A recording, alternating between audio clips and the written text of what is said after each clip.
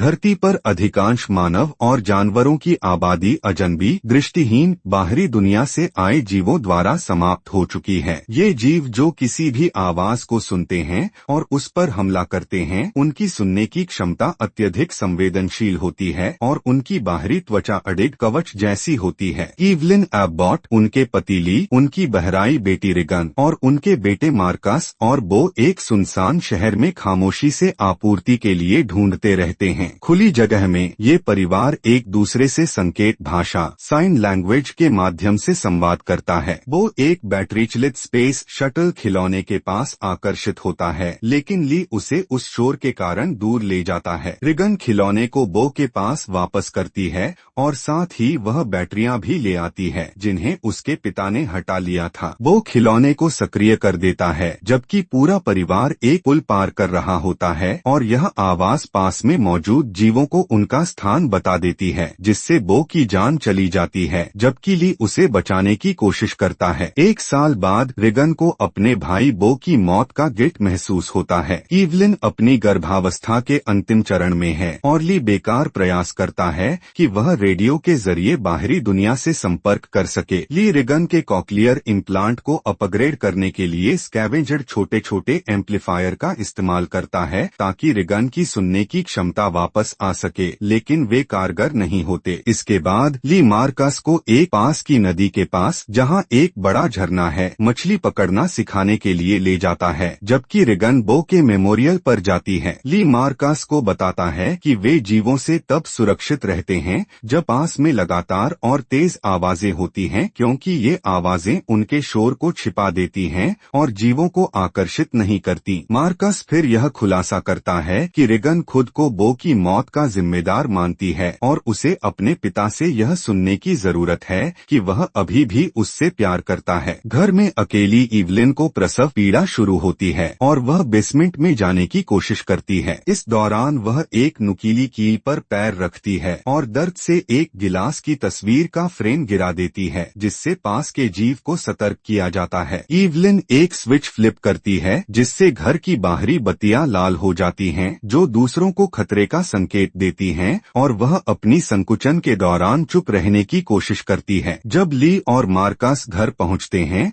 और बत्तियां देखते हैं तो ली मार्कस से आतिशबाजी छोड़ने का निर्देश देता है ताकि यह एक ध्यान भटकाने वाली चाल हो। घर में ली पाता है कि ईवलिन अपने नवजात बेटे के साथ बाथरूम में छुपी हुई है और फिर वे दोनों अपने इम्प्रोवाइज्ड साउंड प्रूफ बेसमेंट में चले जाते हैं। ली बच्चों को ढूंढने के लिए घर छोड़ देता है, उन्हें वादा करता है कि वह उनकी रक्षा करेगा। ईवलिन फिर सो जाती है, लेकिन जल्दी ही वह उठती है और पाती है कि के बेसमेंट में एक टूटे हुए पाइप से पानी भर चुका है और एक जीव अंदर घुस आया है। रिगन जल्दी से खेत की ओर लौटी है और अपने भाई मार्कस के साथ एक अनाज के सिलो की चोटी पर शरण लेती है। हालांकि वे लाइटर तरल पदार्थ खत्म कर देते हैं और आग बुझ जाती है इससे पहले कि वे अपने पिता का ध्यान आकर्षित कर सकें। तभी एक हैच दरवाजा अचानक खुलता है और मार्कस सिलो में गिर जाता है। दरवाजा गिरने की आवाज उस जीव को जो ईवलिन के पास था उसकी दिशा बदल देती है और अब वह मार्कस और रिगन को निशाना बनाता है। रिगन जो मार्कस के बाद कूद जाती है, वह मक्का के खेत में डूब जाती है और लगभग दम घुटने से मर जाती है, लेकिन मार्कस उसे बचा लेता है। रिगन का कॉक्लियर इम्प्लांट जीव के पास आने पर उच्च आवृत्ति की आवाज उत्पन्न करता है जो जीव को दूर कर देती है। दोनों बच्चे सिलो से बाहर निकलते हैं